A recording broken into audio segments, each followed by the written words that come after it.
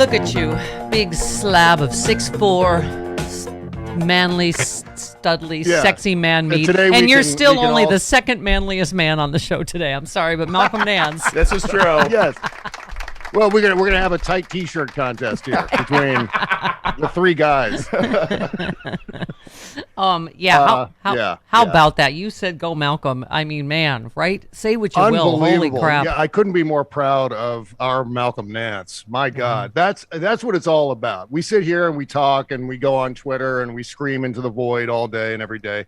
And to me, it really, when the rubber hits the road like that, when someone just says, okay, you know what? I'm going to put my body on the line. I'm going to go out there and I'm going to fly to Ukraine. I'm going to join the International Legion. I'm going to get my combat fatigues and we're going to do this. I mean, that to me, there's nothing more proactive. There's nothing more, ballsy. I mean, this is something that wasn't Tucker Carlson talking about this? Yes. And here, with exquisite timing is usually Malcolm, right after the ball tanning segment on Fox News. Yeah. I don't think Tucker Carlson is going to be attacking Malcolm Nance's masculinity anytime soon. Yeah. That's for sure. And also, by the way, thank you for pointing out, as a high T man, low testosterone levels are low because humans were never meant to handle this much stress, coupled with pollution and food produced in chemistry labs. Get more sleep, stop eating crap, find a gym, quit making it about feminists and LGBT people. Sheesh. I just like that tweet because of the sheesh. Yeah. Sheesh, occasionally you have to and stop tanning your balls. Yeah, it's either that. I don't like writing the word sigh when I'm sigh. That's one of my pet peeves, when people just write sigh. Yeah, right. I think that's annoying. So I go with sheesh. That's my rule. So what were we talking about? What was the topic? I don't remember. Here's another. Who can say? Low T. Yes, go ahead. I want to mention this because this is important. If you feel like you've got low T, and I'm turning into a commercial suddenly. I should be talking to Doug Flutie. I see a disco ball above you. If you feel like you've got low T, you go and you see your GP or an endocrinologist. Right. They write a script for testosterone. They write a script for little insulin needles. You go in and you inject yourself once a week or whatever it is with testosterone. Problem solved. Right. Don't listen to Tucker Carlson's solutions because it's ridiculous bro science. YouTube is loaded with that kind of crap. If you really want the bro science, there's lots of it on YouTube. Oh, yeah. Meantime, it's a basic, they've been doing it for decades and decades and decades. It's not like complicated. Remember the Alex Jones commercial where isn't it a weight loss product and he looks exactly the same except he's tan, right? Yeah, right. So he tanned obviously his balls and everything else, but he looks exactly the same otherwise. None of the pills, none of the I need to improve my low T. None of that works. You just got to get on testosterone. That's the solution if you really need it badly enough. But meantime, the reason for it is not what Tucker is saying either. I mean, Tucker's suggesting that it's feminists and LGBTQ and indoctrination or whatever they're saying right now. Yeah. But it's pollution, it's bad food, it's not enough exercise, it's stress primarily. I mean, we stress ourselves out. Balls in our purse, but that's exactly that part's true. That part's true. Okay, it's all your fault, Stephanie. Speaking of Alex Jones, you said I hope the bankruptcy court makes Jones pay the defamation judgments in full. He is clearly abusing the system to avoid responsibility for his disgusting lies. I think you were mentioning about people cheering him being bankrupt. It's like, no, he's hiding his money, so he doesn't have to pay these poor parents. Is one of his most despicable acts so far. The actual conspiracy theory about crisis actors and the children being actors and it all being a false flag in order to impose more gun control restrictions, etc. That was pretty bad. But hiding his assets using the bankruptcy system from the Sandy Hook families, as though their lives have not been turned upside down enough, with legions of Alex Jones disciples doxing them, pursuing them, stalking them, because Alex Jones wants to earn a gigantic profit, which is what he's doing. Right. After the worst thing that could ever happen to you has already happened. Exactly.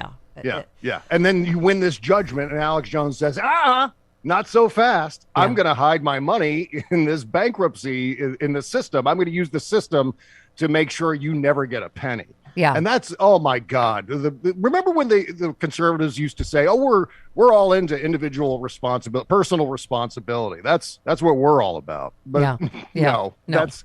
No, no. Okay, you retweeted Michael Schmidt, who said the same gang of Trump cronies who turned a bogus legal theory and disinformation into the January 6th attack on the Capitol is back together and running a similar play. And you just said unless Democrats, voters, and candidates decide to dominate this year's elections, guess which party will control Congress for 2024 election and into the first several days of 2025. So drop whatever you're doing politically. Start registering new Democratic voters now.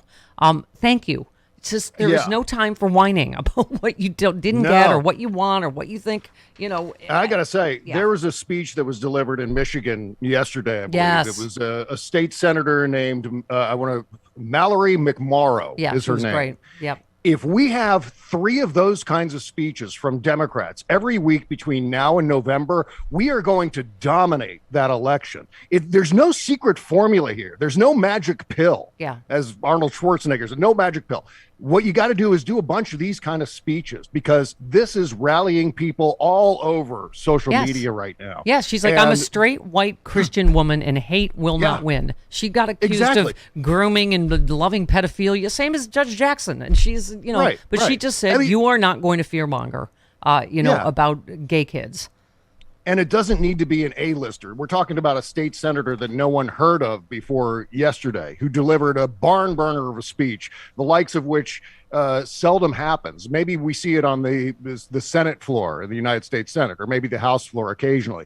We get a bunch of those between now and November. I'm telling you, that is going to energize the Democrats. People are going to want to turn out, if for no other reason but to support the party that puts up candidates and incumbents just like this.